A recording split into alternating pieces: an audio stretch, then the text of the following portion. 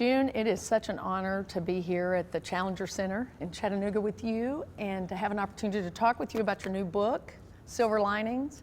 June Scobee Rodgers, you have had such an incredibly rich life, not easy, but certainly inspiring, and I love this book. It's my life before and after Challenger 7, and you've had a lot before and after. Thank you for taking this time. But thank you, Becky, and I've had a great life, one better than I deserve. Thank you. Well, you know, events do shape our lives, without a doubt. And in the book, your early life was definitely shaped by your mother's illness, and also your having to move a lot. Describe that early life a little bit for us. Oh my goodness. There was some joy in my early life. My mother introduced me to books that was wonderful, so I don't want it to seem to be so terrible, but my mother had mental illness. She was ill while I was a young teenager, but we didn't know until later that it was identified as schizophrenia. And she had a very difficult time with that illness prior to their understanding the medication that could help. My father was an itinerant carpenter, and we moved from one spot to another, either because he was looking for a job or because my mother left my dad, or all these other different reasons. But we knew it was sad news when he'd come in, or my mother would come in and say, pack everything you want to carry in a Paper grocery bag, right? in a grocery bag, and that's all we could take is what would fit in that grocery bag. We'd pile it in the car and move on, sometimes a dozen times a year. And we'd live at roadside parks or in homeless situations and at bus stations, all kinds of rugged areas. But there was always a silver lining somewhere along the way.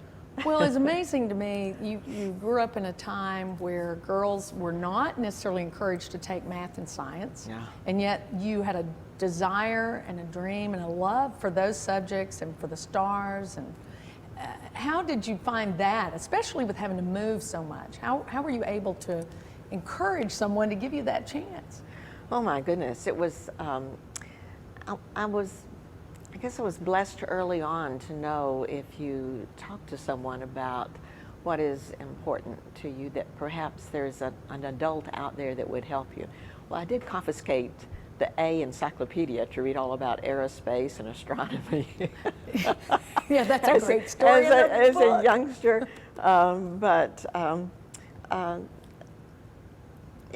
about the time I was 16 and so interested in all of the science and math and working through the Sputnik era curriculum where they finally allowed girls to go into the sciences. That's when I met Dick Scobee. And we, on our first date, shared the enthusiasm of the stars, sitting out under that umbrella, stars in the sky.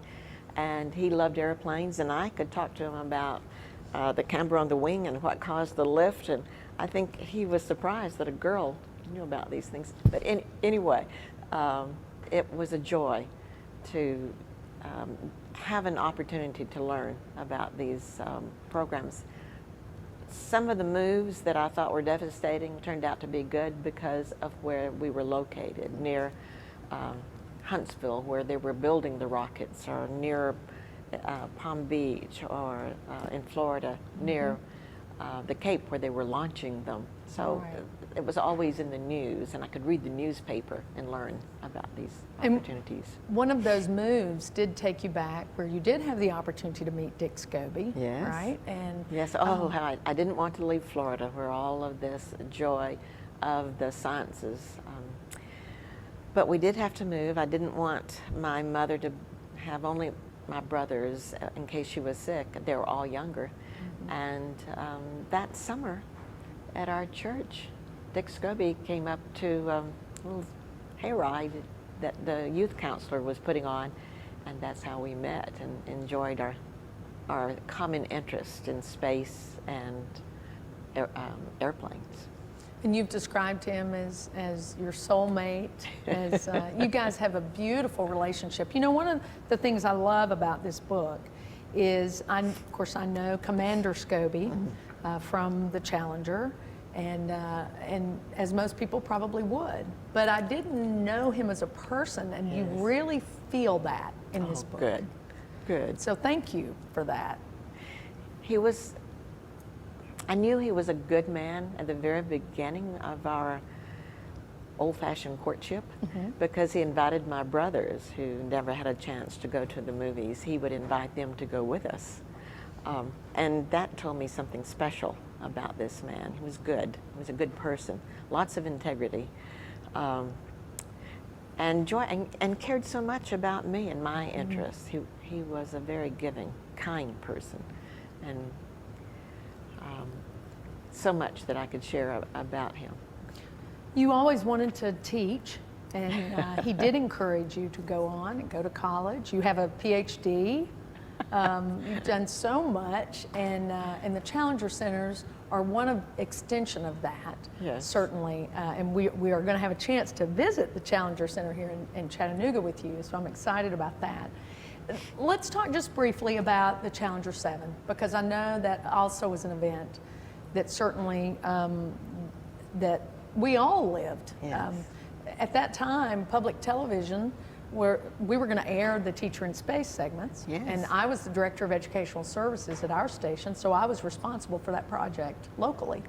And so I was watching at the same time you were experiencing, and just devastated, as our country was devastated at the explosion of that.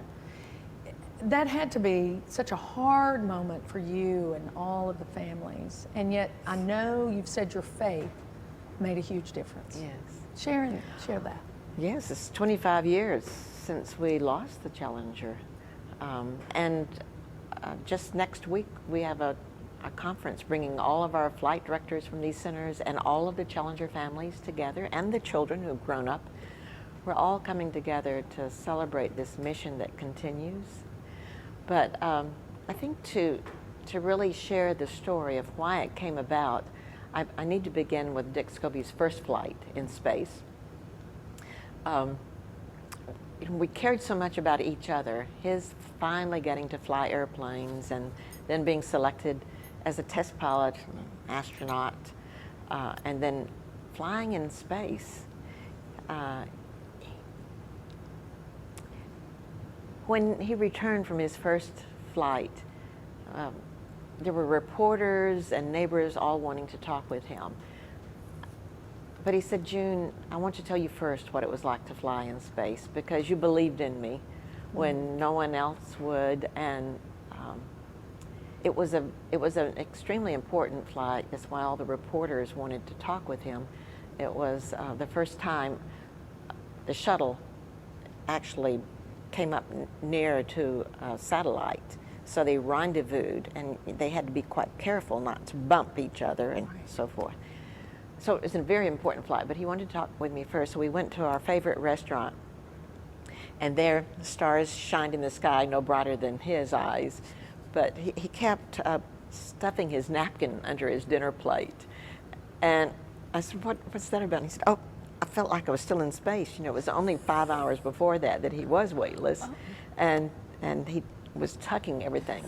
And then he took out the camera to take a picture of us.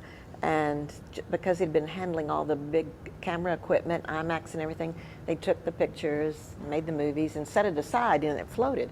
Well, he took our picture and set it aside, and it came crashing down. He says, "Oh, yes, I am back to 1G."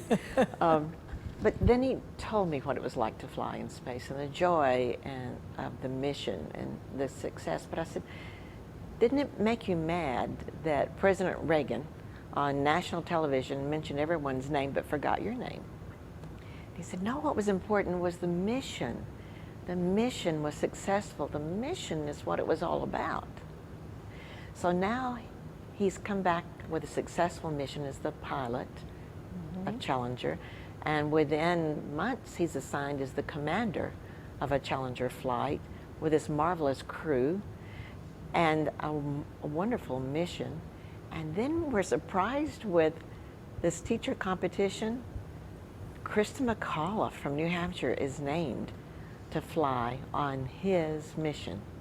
So this mission began to grow beyond NASA to a national and worldwide interest mission. And I'm on top of it all with, I'm a teacher, I can identify with it. And I was certain that they assigned him as the commander because he loves teachers. So much so that after I got my PhD, on the mailbox at home, where everyone knew him as astronaut, he put Mr. and Dr. Scobee. That's you know, great. so he was as proud of my being a teacher as I was of him, of his flying aircraft and space shuttles. So, tremendous enthusiasm for the nation. I adopted Krista, arms are embraced around her and Barbara. They came to my home and spoke to my college students at the time I was teaching college, and I gave to them a plaque that said, "To teach is to touch the future." Well, Krista asked me about that anonymous quote, and she coined it for herself. I teach, I touch the future, which became a national motto for all teachers. Well, you can imagine the joy of that crew training together, working with Krista to fly her mission, all the educators around the world waiting for someone representing her to fly in space. Our most joyful, unbelievable experience within seconds changed to devastation and traumatic for the entire nation, not just people who were concerned about heroes, but especially for the families who lost mothers and fathers and sisters and daughters. So within weeks, the families came together in my home, and we said, "No, Dick told me the mission is what's important. Can we continue the mission? Can we create an opportunity for kids to do something that they loved? And the lessons, can we continue the lessons?" So they said, "Sure, June, you're the teacher. You're the chairman, and go make this happen." But they were very supportive, and together we created the idea of the Challenger Center for Space Science Education. And it's not just one center though. I mean, you've created those all over. And they're usually placed on college campuses, I believe? A third of them are on college campuses. That's to inspire the youngsters and the educators who want them to think about STEM, science, technology, engineering, math. Encourage that. But many are located at science museums, science centers, museums, and some are standalone, major museum centers themselves, and some are located in schools. A school superintendent said, "I want one of these for my school," or a museum director. And sometimes a congressman comes in and says, "I want one for my district." The one built in Manhattan in New York City, the congressman said, "What do you mean these kids have to go to New Jersey? We want one in New York City." So the congressman had one built in New York City. Well, I think it's important. And we're so fortunate to have one here in Chattanooga. Yes. And let's take, I do want to come back to your faith, because you do have phenomenal faith. But let's move to why you're in Chattanooga, because a next phase of your life, out of tragedy, at some point came another opportunity for love and life with a new man. As I said, I've been blessed more than I deserve. And it's all a part of my faith. I met Dick Scobee at a church, you're right, and Easter at a sunrise service at Arlington, where Dick Scobee was buried, and where this wonderful gentleman had told me that his wife had died and had had her service at Arlington, and this bright general that had some pain on his face because of a recent loss of his love. We became fast friends, and his name was General Rodgers from Cookeville, Tennessee. And all of these people that were with us that knew him said, "Yes, he's throughout the Army, he's known as Thurman D from Tennessee." We became fast friends. My children absolutely adored him. My son's military, my daughter having grown up with military, they loved Don Rodgers as much as I did, and his sweet son and family. So we all got to know each other. We came to Cookeville, and Cookeville was a breath of fresh air, and we said, his mother said, "Would you marry my son and bring him back to Tennessee?" So we shopped around Tennessee to see where to live, and Chattanooga was a treasure. We loved Chattanooga. It was not only a tourist destination, but our home destination. Right. So we moved to Chattanooga. That's so great, and I know all of our region know Don Rodgers, and Yes. what a joy, and what a joy for us to Yes. meet you. Yes. It's just been a wonderful. Well, yeah, I can say everyone loves Don Rodgers. He does not meet a stranger, but I love him the most. There you go. That's a good thing. You know, a lot of your faith is tremendous, and it resonates in your book, and it's a blessing to those who read this book. And you talk about the fact that people have to deal with loss in many forms, whether it's divorce or death or even moving. It's a loss. Yes.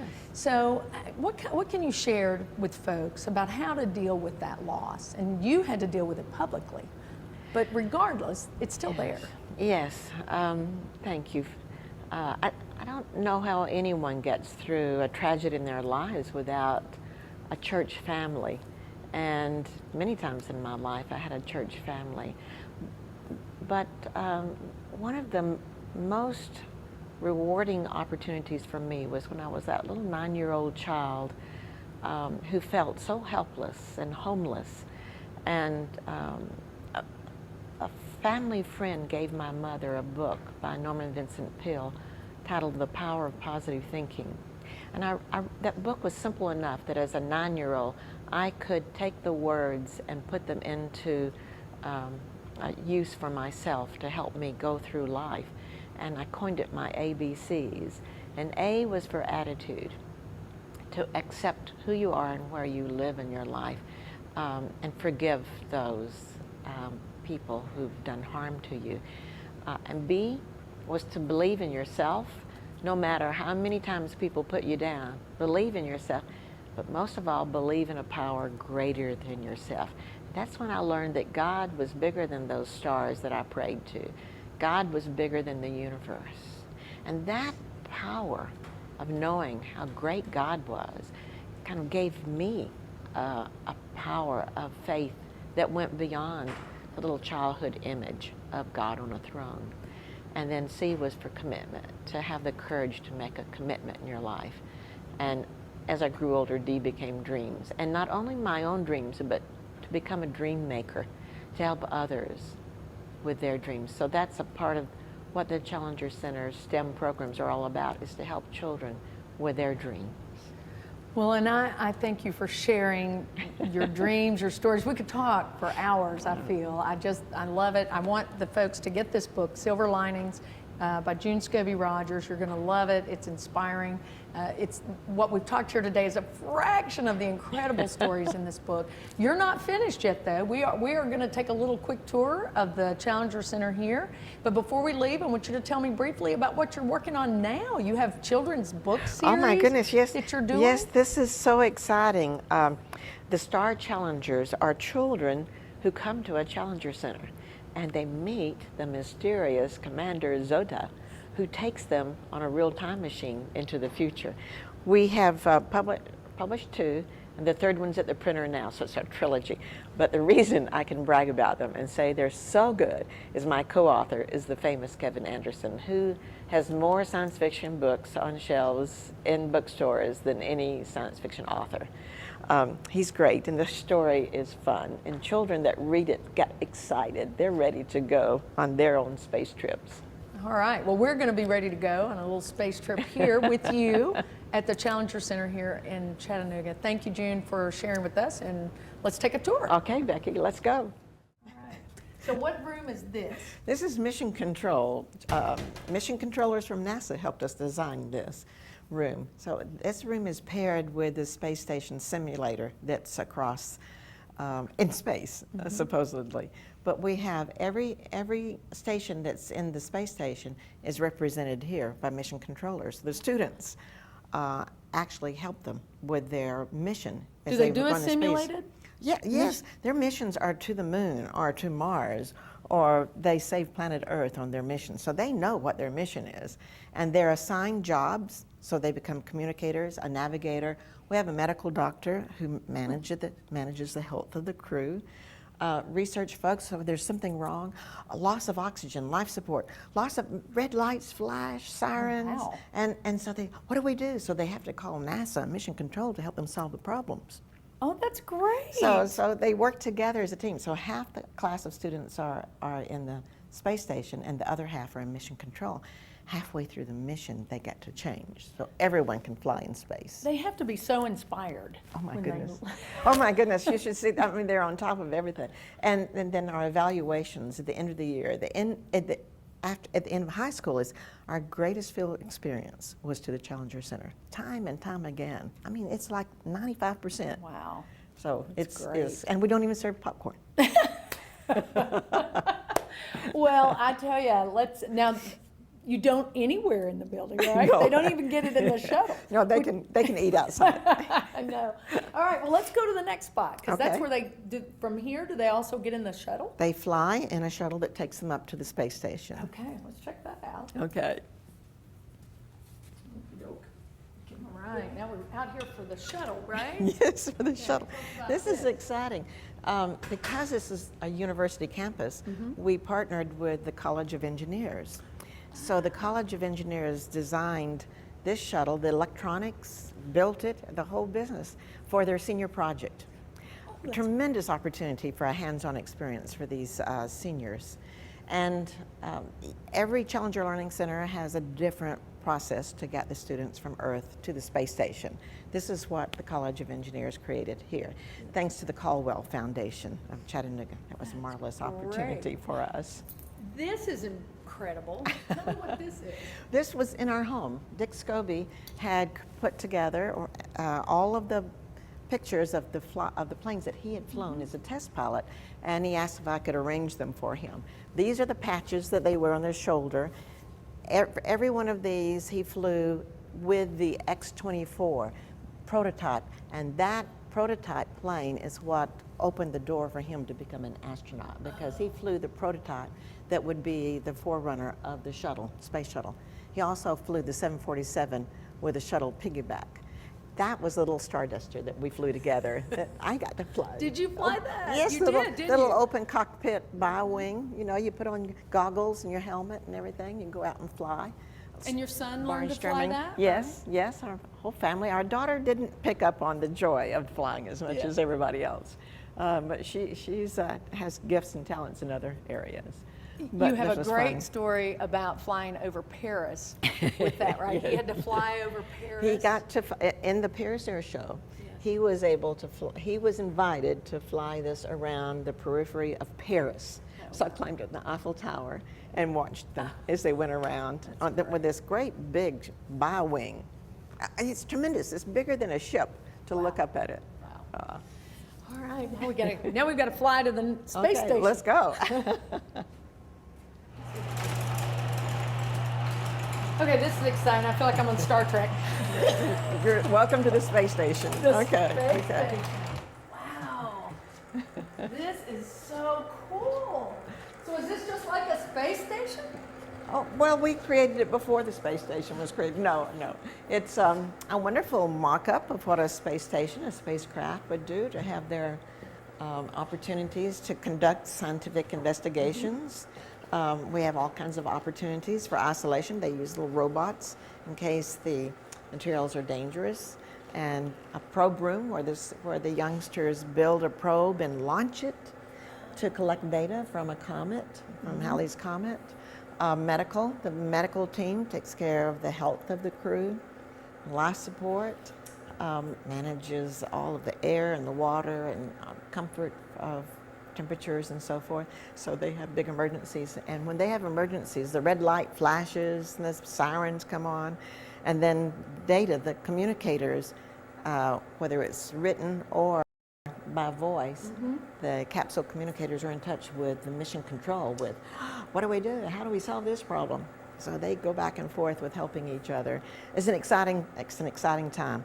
I've had reporters go over to the Navigator and ask for information about what he's doing. So, wait a minute, we'll get lost in space if I lose, so they won't even answer the questions. They're so intent on their mission, what they are accomplishing. They want it to be successful. It's exciting. This has been such a joy, and unfortunately we're out of time. So we just need to come back and experience it for real again. Come right? back and fly with these children. I think that's what Or we'll do. adults have birthday parties. One man, 90 years old, wanted to bring his wife to fly her to the moon for his birthday. He said, I promised her if she'd marry me, I'd take her to the moon, and now this is my chance. That's great. Okay, I'm planning a birthday party. I hope you guys are too. Thank you, June. Get the book, and thanks for watching 101.